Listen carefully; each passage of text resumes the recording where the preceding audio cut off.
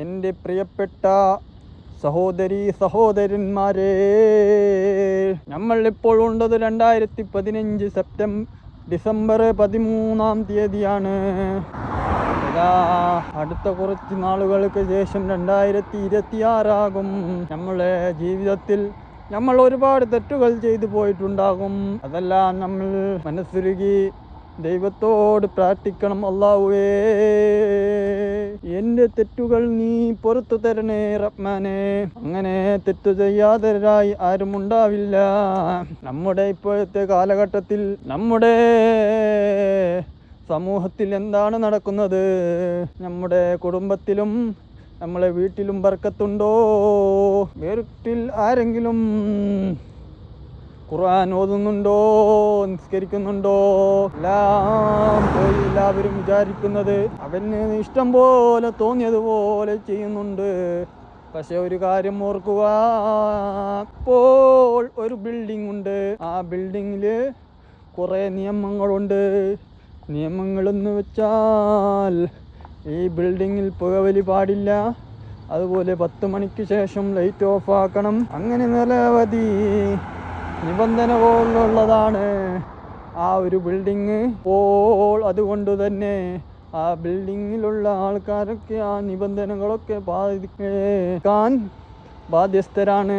അതുപോലെ തന്നെയാണ് ദുനിയാവും.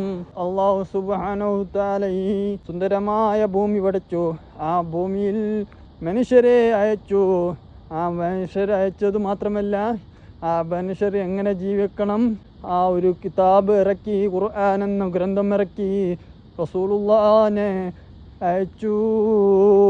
അപ്പോൾ നമ്മൾ എന്താണ് ചെയ്യേണ്ടത്? ഇല്ലെങ്കിൽ നമ്മുടെ ദുനിയാവും ആഖിറവും ഇല്ലാതായിപ്പോവും മക്കളെ. അപ്പോൾ എനിക്ക് പറയാനുള്ളത്, നമ്മുടെ സമൂഹത്തിൽ തിന്മകൾ ഏറിക്കൊണ്ടിരിക്കുകയാണ്. കള്ളും കൊലയും കഞ്ചാവും വ്യഭിചാരവും ഒക്കെ ഏറുന്ന സമയമാണ്. നമുക്കിതൊന്നും നിയന്ത്രിക്കാൻ പറ്റുന്നില്ല. നമ്മളൊരു പെൺകുട്ടികൾക്ക് തനിയെ റോഡിൽ ഇറങ്ങാൻ പറ്റുന്നുണ്ടോ?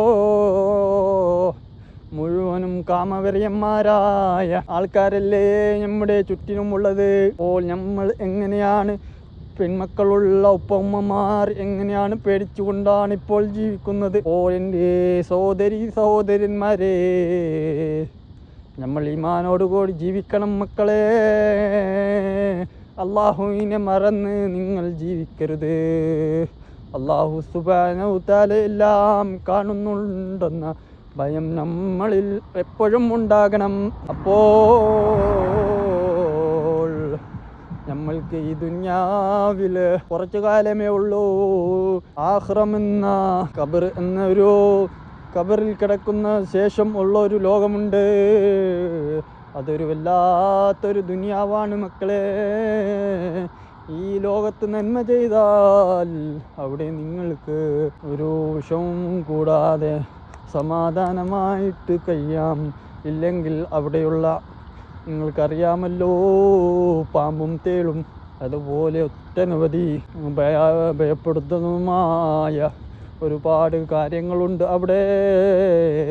അത് ആലോചിച്ചു മാത്രം നിങ്ങൾ ജീവിക്കുക.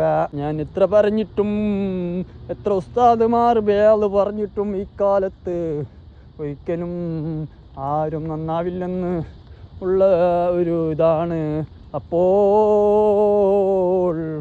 സ്വയം നന്നാവാൻ ശ്രമിക്കുക. അവനവൻ നന്നായാൽ വീട്ടുകാർ നന്നായി, വീട്ടുകാർ നന്നായാൽ ആ ഗ്രാമം നന്നായി, ആ ഗ്രാമം നന്നായാൽ ആ പ്രദേശം നന്നായി, ആ പ്രദേശം നന്നായാൽ ആ ചുറ്റുപാട് നന്നായി, ചുറ്റുപാട് നന്നായാൽ പിന്നെ എല്ലാം ഭൂമിയാകെ സുന്ദരമായി മക്കളെ. പക്ഷേ എല്ലാം ചെയ്യണമെങ്കിൽ ഒത്തൊരുമ വേണം. നമ്മൾ മനുഷ്യർ പരസ്പരം സഹായിക്കണം. പക്ഷേ ഇക്കാലത്തുണ്ടോ? ഒരാൾ റോഡിൽ വീണ് കിടക്കുമ്പോൾ സഹായിക്കാൻ ആരുമില്ല. നോക്കി നിൽക്കുന്നു, ഫോട്ടോ എടുക്കുന്നു. എന്തുപറ്റി സമൂഹത്തിന്? ഇങ്ങനെ ആയാൽ പോരാ. ഒരുപാട് പഠിക്കാനുണ്ട്. ഒരുപാട് മനുഷ്യന്റെ ഉള്ളിൽ മാനുഷികമായ നന്മകൾ വേണം. അതുപോലെ ഉണ്ടാകണം. പലരും, പല മാതാപിതാക്കളും സങ്കടത്തോടെ ഇരിക്കുന്നുണ്ട്. എൻ്റെ മക്കളൊക്കെ ഇങ്ങനെ കഞ്ചാവും ലഹരിയും ഉപയോഗിക്കുന്നുണ്ട്, എന്ത് ചെയ്യാം? പക്ഷേ എന്നെ സംബന്ധിച്ചിടത്തോളം ഞാൻ നന്നായി നിസ്കരിക്കുന്നു, ദിക്ർ ചെല്ലുന്നു, അള്ളാഹുവിനെ പേടിച്ച് ജീവിക്കുന്നു. എന്തുകൊണ്ടെന്നാൽ എൻ്റെ മാതാപിതാക്കൾ ചെയ്ത സൽക്കർമ്മത്തിലാണ് മക്കളെ ഞാനിപ്പോൾ നിങ്ങളോട് സംസാരിക്കുന്നതും നല്ല വാക്കുകൾ പറയുന്നതുമൊക്കെ. നമ്മുടെ മാതാപിതാക്കൾ നല്ലത് ചെയ്താൽ അതിൻ്റെ ഗുണം മക്കൾക്ക് ഉണ്ടാകുമെന്നുള്ളതിനുള്ള സൂചനയാണ് മക്കളെ. അപ്പോൾ ഞാൻ തൽക്കാലം എൻ്റെ ഞാൻ ഇവിടെ നിർത്തുന്നു. അസ്സലാമു അലൈക്കും.